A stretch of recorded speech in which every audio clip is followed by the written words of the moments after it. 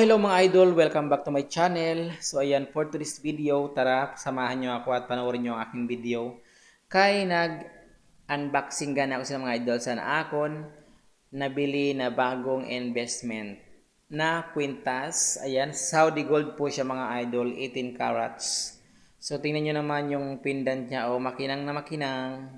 So ang ganda talaga mga idol ng nabili kong 18 carats. Ayun no. Ang ganda niya talaga mga idol.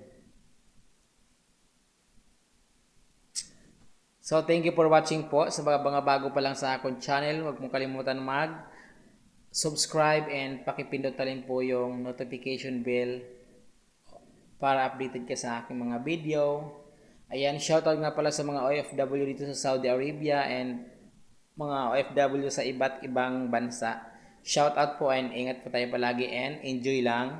At syempre sa mga viewers natin dyan sa Pilipinas, mga kaibigan natin dyan, shout out po sa inyong lahat. Thank you for watching. So ayan, sana nagustuhan nyo ang aking video and pakisubscribe po kung hindi po kayo nakasubscribe sa akin. So ayan po yung pendant mga idol, napakaganda. Napakaganda niya and napakinang talaga. Ayan, 18 carats po yan mga idol, Saudi gold and 4.5 grams po yan. Ayan, 4.5 grams po siya Saudi gold and 18 carats. So ayan mga idol, tingnan nyo pag nakadikit sa balat, napakadilaw talaga niya at napakaganda. So ayan po yung sa likuran ng pendant. Ayan po yung likuran ng pendant. Tapos makapal po yung pendant mga idol. Makapal yung pendant at syempre ayan po yung sa harapan, napakaganda. Napakakinang talaga niya mga idol. Ayan ganda Thank you for watching po. Ayaw, wag po natin kalimutan mag-subscribe kay Bisayang Dax TV. Ayan, sana po nagustuhan nyo ang aking video at sa mga mahilig dyan sa gold. Pag ganito kayo sa Saudi Arabia ay bili na po kayo at para may uwi tayo sa Pilipinas. Para pag wala tayong pera doon ay pwede natin maisanla or maibenta. Ayan.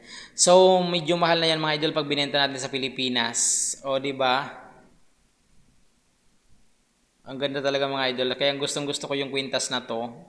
Kahit medyo maliit lang siya pero at least meron, di ba? At least meron tayong investment na mahuhugot kung kailangan natin kung magigipit tayo. Sana all nagigipit. So, thank you so much again and shout out sa mga viewers natin dyan. So, isusukat ko na ito mga idol. So, ayan na siya. Naisukat na natin.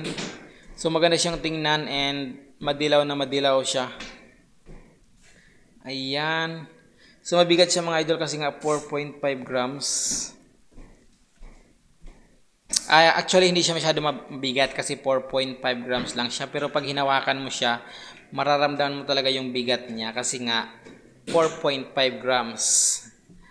So, thank you so much again mga idols. Yan, walang sawang pasasalamat po sa mga manunood. At lalo na sa mga magsusubscribe sa aking channel. Pagpasensya nyo ang akong voice over mga idol kasi hindi pa ako sanay mag voice over. So, medyo hindi ko pa alam yung sasabihin ko. Kaya naman, pagpasensyahan nyo na talaga. So, ayan mga idol, tingnan nyo pag malapitan. Talagang kumikinang-kinang yung kanyang pendant.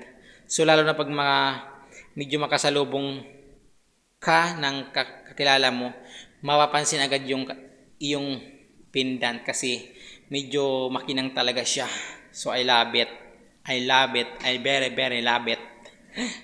Thank you so much po. So ayan, siyempre masaya ako, maganda sa pakiramdam pag meron tayo nakitang achievement sa ating buhay-buhay.